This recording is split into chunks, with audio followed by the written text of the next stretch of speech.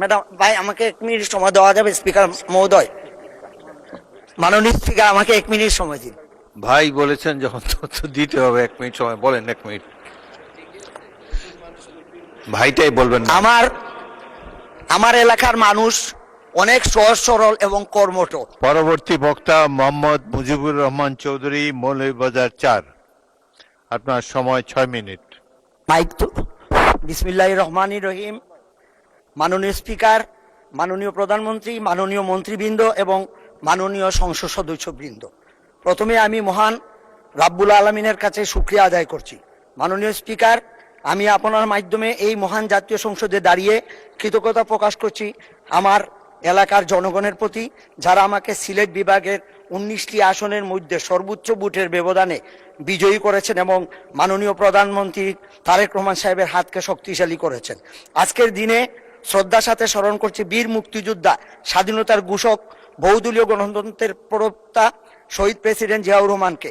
আমি আরও স্মরণ করছি যার আদর্শ মননে লালন করে জাতীয়তাবাদী দলের রাজনীতিতে এসেছি, মাদার অফ ডেমোক্রেসি, গণতন্ত্রের আবুসুর নেত্রী, 3বারের সফল প্রধানমন্ত্রী বেগম খালেদা জিয়াকে। মাননীয় স্পিকার, আমার এই আসন চা বাগান, পাহাড়, হাওর আর প্রাকৃতিক সৌন্দর্যের অপার লীলাভূমি। এটি বাংলাদেশের চায়ের রাজধানী হিসেবে পরিচিত। এই অঞ্চল শুধু অর্থনীতির নয়, পরিবেশ ও পর্যটনের দিকে অত্যন্ত গুরুত্বপূর্ণ। মাননীয় সদস্য, দেখে দেখে পড়া অ্যালাউড না সংসদে। আপনি এমনি বলেন, সর্বোচ্চ ভোটে পাশ করেছেন, এক্সটেম্পর বলতে থাকেন। একবার নোটটা দেখে তারপর আমাদের দিকে তাকিয়ে বলতে থাকেন। আমার এলাকায় হাওর, চা বাগান এবং আমাদের এলাকায় অনেকগুলা স্পট রয়েছে পর্যটনের।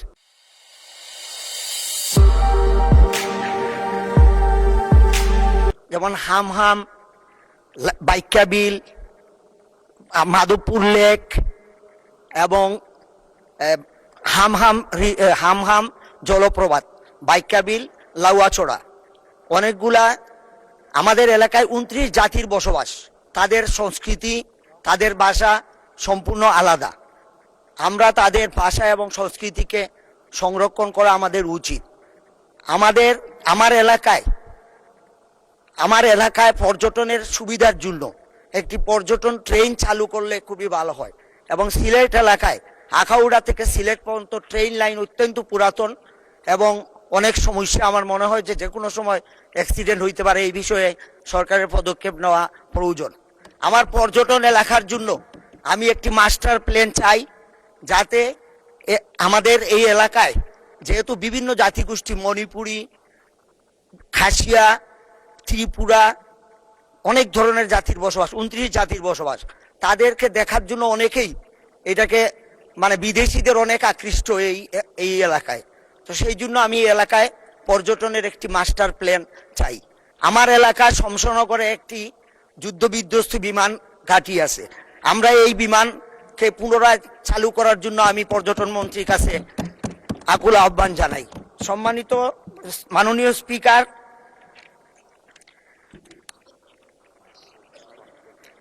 স্বাস্থ্য খাতের উন্নয়ন বিষয়টি অত্যন্ত জরুরি। পর্যটন হওয়ায় আমার শ্রীমঙ্গলে বর্তমানে 50 শয্যা বিশিষ্ট একটি হাসপাতাল আছে, এটাকে আমি 100 শয্যা বিশিষ্ট করতে চাই। এবং কমলগঞ্জেও একটি 50 শয্যা বিশিষ্ট আছে, এখানে আমরা 100 শয্যা বিশিষ্ট হাসপাতালে উন্নীত করলে এলাকার মানুষের অনেক উপকার হবে। সম্মানিত মাননীয় স্পিকার, আমার এলাকায় শ্রীমঙ্গল থেকে কমলগঞ্জ শমশনগর হয়ে চাতলা বর্ডার পর্যন্ত যে রাস্তাটা, এটা ছোট একটা রাস্তা, এটাকে যদি 4 লাইন বিশিষ্ট করা যায় তাহলে এই বিদেশ থেকে, ইন্ডিয়া থেকে যে রাস্তা দিয়া অনেক বাণিজ্য সুবিধা হবে। এই জন্য আমি এই রাস্তাকে 4 লাইনে উন্নীতকরণের জন্য আশা পোষণ করছি।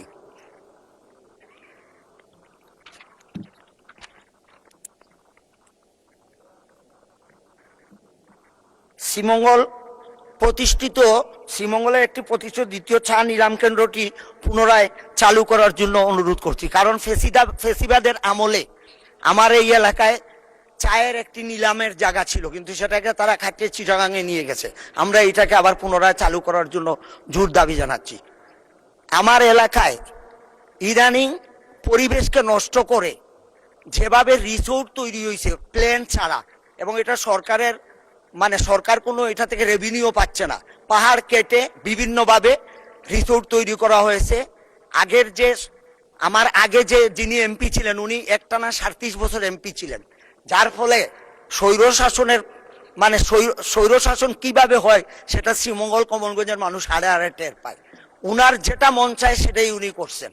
আমাদের এখানে এই প্রভাবশালী লোকরা সরকারের জায়গা দখল করে, রেলওয়ের জায়গা দখল করে তারা বিভিন্ন স্থাপনা তৈরি করেছেন, যেটা আমাদের জন্য অনেক অসুবিধা। আমি আশা করব আমাদের এই এলাকার যে যে বনাঞ্চল আছে, যে সরকারি জায়গাগুলো আছে, সেটাও মুক্তির জন্য আমি সংশ্লিষ্ট মন্ত্রীদের কাছে আন্তরিকভাবে দাবি জানাই।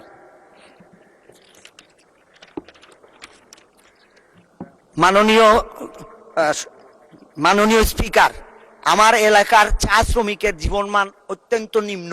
আপনি যে মজুরি তারা পায় এটা দিয়ে সংসার চলার কোনো অবস্থাই সম্ভব না। তাদের এই মজুরি এবং তাদের সামাজিক উন্নয়ন কাঠামো আমি আপনাদের মাধ্যমে সংশ্লিষ্ট মন্ত্রী মহোদয়কে জানাইতে চাই, তাদের ব্যাপারে একটু দেখা দরকার।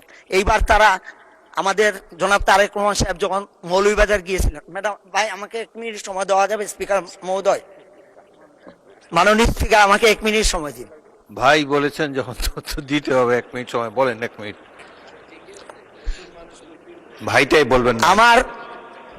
আমার এলাকার মানুষ অনেক সহজ সরল এবং কর্মঠ।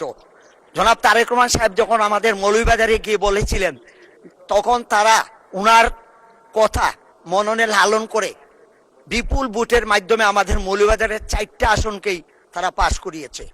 এই জন্য আমরা তাদের কাছে ঋণী। আমি চাই চা জনগোষ্ঠীর উন্নয়ন হোক এবং নিগোষ্ঠীর উন্নয়ন হোক।